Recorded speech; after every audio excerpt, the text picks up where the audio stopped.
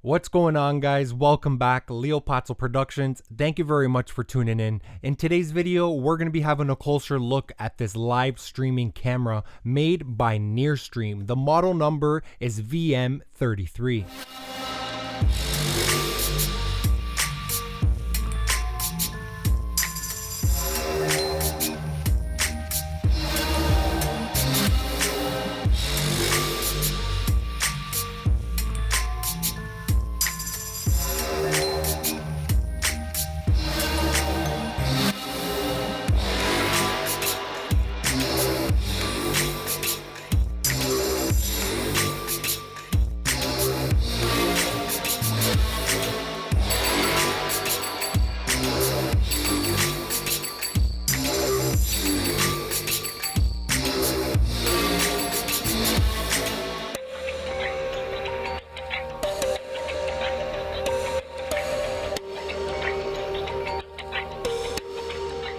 So guys, welcome back. Hopefully you guys are all doing all right. This NearStream VM33 camera has a bunch of cool features that I want to share with you guys today in this video. I want to go ahead and share with you guys the mobile app as well. And one awesome feature that they just updated on the latest firmware is NDI capabilities. So therefore we can go ahead and connect this camera to our laptop or our PC via NDI wirelessly at no additional cost. That is a brand new feature that they just released in the latest firmware update, and luckily enough I was able to easily install it and get it all set up and connect this NDI camera to my OBS live streaming setup. So guys, in today's video I'm going to be sharing with you guys a bunch of the specs and features about this camera, more or less how to operate it, so you guys can get a little bit more familiar with it, and overall at the end of this video give you guys my final thoughts and opinion and review of this camera. So guys, starting off, this camera can record up to 2K 1440p by inserting a micro SD card here at the back of the camera,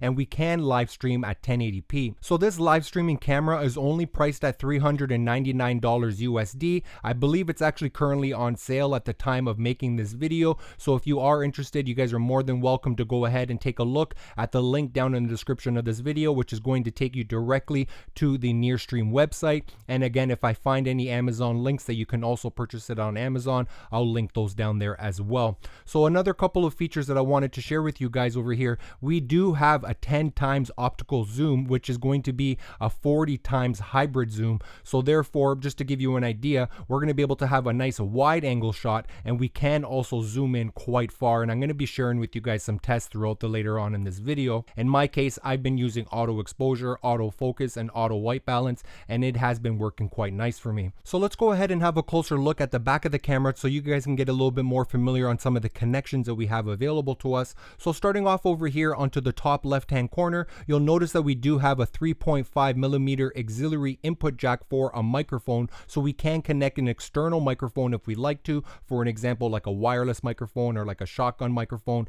This is a TRS connection, and therefore now we can go ahead and use an external mic for those more professional audio setups. We do also have an 8 MEMS array of microphones over here at the top of the camera, so it does have internal microphone option as well, just to kind of have a nice quick and easy setup. As far as I understand, it does have AI noise cancellation processing, so therefore it's going to basically try to do any of that audio processing for the internal microphones itself and give us a nice cleanest audio as best as possible. I will give you guys an audio test shortly. So as far as the audio recording using the internal microphone, it's going to allow us to record at 48 kilohertz at 16-bit. So to continue talking about some of the audio connections that we have here at the back of the camera, you will notice that we do have this USB-C connection onto the bottom left hand corner. This USB-C connection is going to do a variety of different things, for an example like charge it, and also allow us to connect this camera to our PC and connect it as a webcam. But we can also use this USB-C connection to connect an external microphone that requires a USB-C connection. So next over here at the back of this camera at the very top, you'll notice that we do have these 4 LED lights, and just next to that we do have this little battery icon symbol,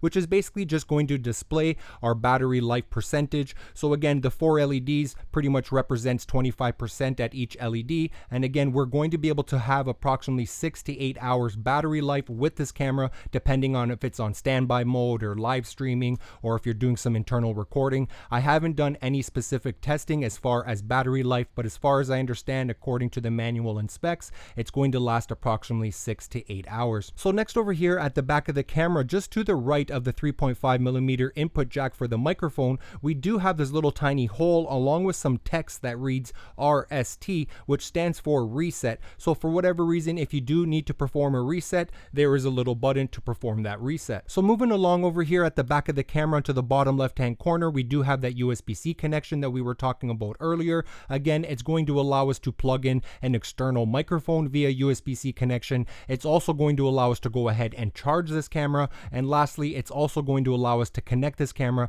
to our laptop or our PC and use this camera as a webcam directly connected to our computer. So next over here at the bottom right into the middle, we do have the power button. This power button is actually going to do two different things. If we just go ahead and short press the power button, so for an example, I'm just going to go ahead and short press it.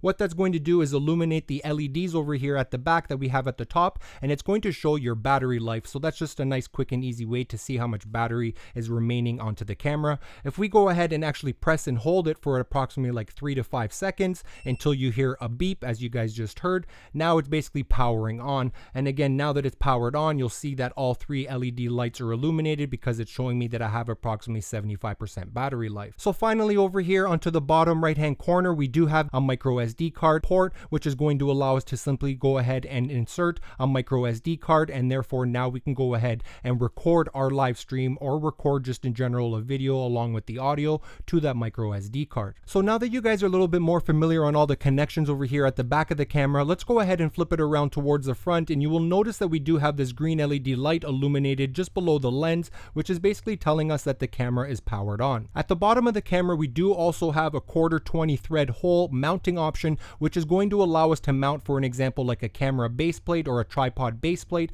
and therefore now we can go ahead and mount this camera onto a tripod. And that's exactly what I've done. I have this little mini handheld tripod over here, which is going to allow me to mount it onto my desk or my table, etc., and just kind of position the camera where I would like to. But I've also mounted this little tilting monitor mount over here, which is going to allow me to tilt the camera in the exact angle that I want. So just to give you an example over here, I can go ahead and tilt it up, I can tilt it down, I can position it straight or whatever it is. So whatever I want to kind of position the camera, I'll be able to get that angle, and it just kind of works nice for my needs. So as far as the dimensions and weight of this camera only weighs approximately 660 grams, and I will say, just estimating the dimensions of it from front to back is approximately 5 inches. As far as height, it's about maybe 4 inches, and from left to right, it's about maybe 3 inches or so. So it is nice and small and compact and lightweight. So some additional features about this camera: it does have AI face detection autofocus, which is going to come in really nice and helpful. So we're going to be able to live stream directly from the camera and using the NearStream mobile phone app by connecting the mobile phone app and camera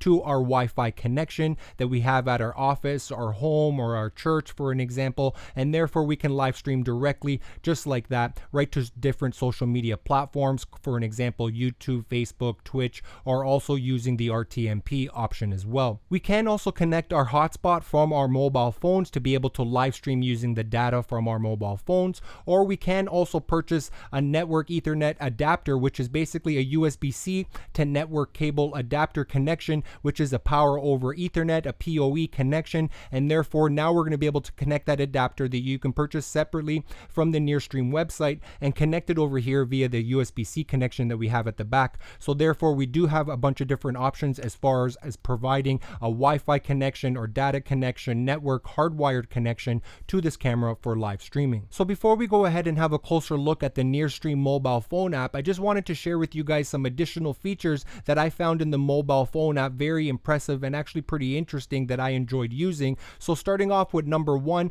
we're able to actually add music directly from the mobile phone app. So it gives us a bunch of different songs that we can actually go ahead and add into our recording or into our live streaming. So you can actually go ahead and adjust the audio volume by sliding the slider left to right, and therefore you can just fine tune the audio mix for your live stream or to your recording. recording. So another additional feature that I really do enjoy about the mobile phone app, not only are we going to be able to toggle on and off to be able to record to the micro SD card when we are doing recording or even a backup recording of our live stream, but we're also going to be able to record wirelessly to our mobile phone. Just like that, you can press record and it gives you the options to record where? Mobile phone or mobile phone and to the SD card. So I've done some tests. I was able to record simultaneously to the SD card and the mobile phone. And again, the video quality that's being recorded to your mobile phone, again, I'm using the iPhone 14 Pro Max. I've had zero issues whatsoever. The image video quality is actually looking really nice. I'm very impressed with that. The mobile phone app is also going to allow us to zoom in and zoom out. So again, we're going to be able to take advantage of that 40 times hybrid zoom.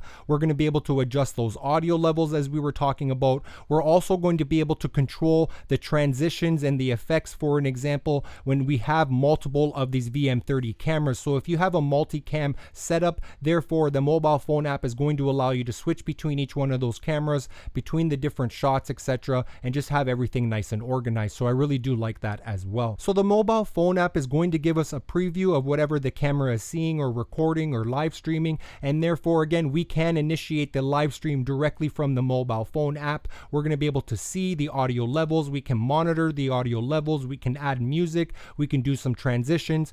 And oh, that reminds me, another cool feature within the mobile phone app is it's going to allow us to add basically like a graphics, kind of like an overlay. So for an example, you can add like a picture in picture, you can add a logo, you can add some text on top of your video, and you can kind of just go ahead and simply enable it or disable it, which is also a really nice feature, which is actually pretty impressive.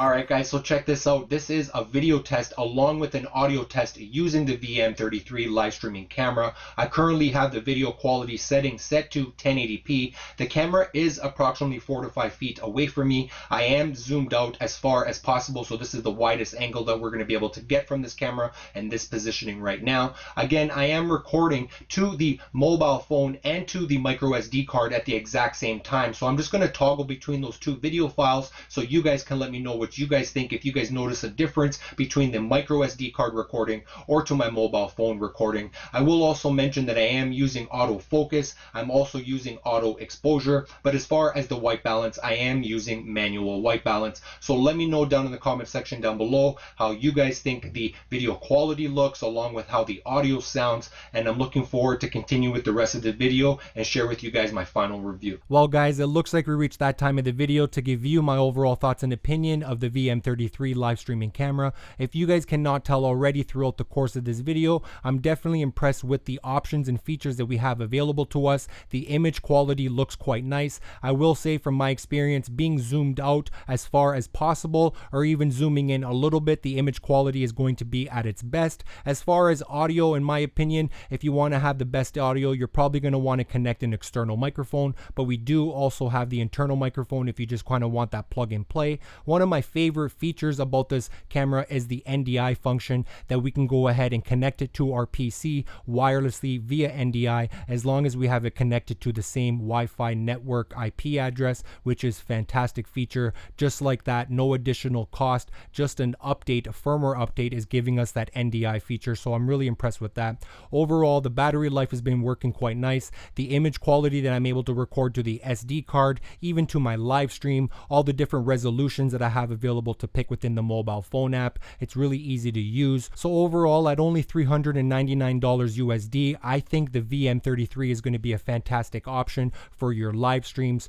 for your church live streams, for your live performances, for your conference calls, your meetings, using it as a webcam, whatever it is, it's going to be a great option. I'm really impressed with it. If you guys do have any comments or questions, concerns, let me know down in the comment section down below. Hopefully you guys have learned something along the way, and I'm looking looking forward to seeing you guys into the next video. Till next time, peace.